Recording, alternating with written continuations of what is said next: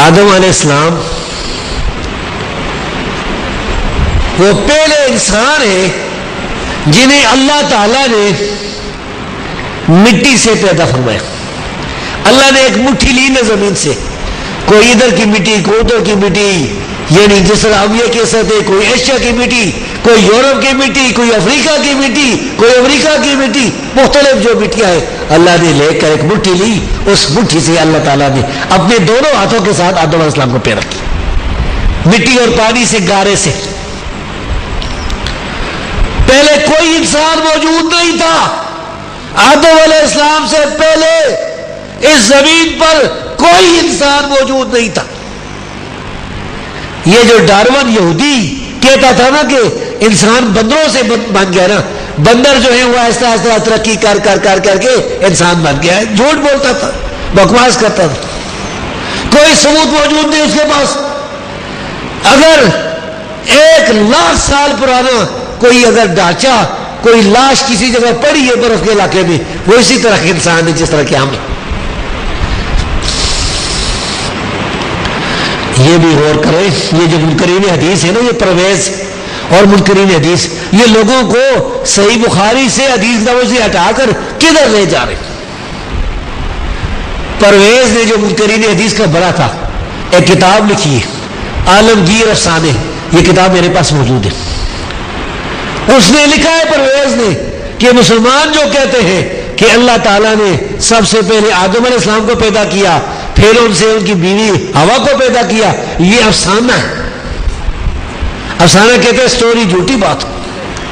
پھر وہ کہتا ہے کہ انسان جو ہے یہ ایک جرثومے سے آیا ہے, یعنی جرثیم پیدا ہو گیا زمین میں, ترقی کرتے کر ارتقاء کی منزلیں طے کرتا کرتا ایولیوشن ہوتا گیا, اور یہ وہ کہتا ہے انسان بن گیا. اس میں یہ بھی کہتا ہے کہ یہ مسلمان جو کہتے ہیں نا کہ ماں باپ کی اطاعت فرض ہے, وہ کہتا ہے یہ افسانہ ہے. کتنا ظلم ہے بھائیو. یہ اصل میں حدیث سے ہٹا کر لوگوں کو مرتد بنانا چاہتے ہیں, بے دین بنانا چاہتے ہیں, اور قرآن کریم کی جو تفسیر ہے اپنی مرضی سے کرتے, تحریف کرتے. جس طرح قرآن کریم میں آپ کو پتا ہوگا کہ اللہ رب العزت نے یونس علیہ السلام کا ذکر کیا ہے. یونس علیہ السلام جب اپنے علاقے سے نکل گئے نا, پھر مچھلی کی پیٹ میں پہنچ گئے. فَالْتَقَمَ الْحُوتُ وَهُوَ مُلِيمٌ, رب فرماتا ہے فَلَوْلَا أَنَّهُ كَانَ مِنَ الْمُسَبِّحِينَ لَلَبِثَ فِي بَطْنِهِ إِلَىٰ يَوْمِ يُبْعَثُونَ. اگر یونس علیہ السلام مسبحین میں سے نہ ہوتے تو مچھلی کے پیٹ میں قیامت تک رہتے.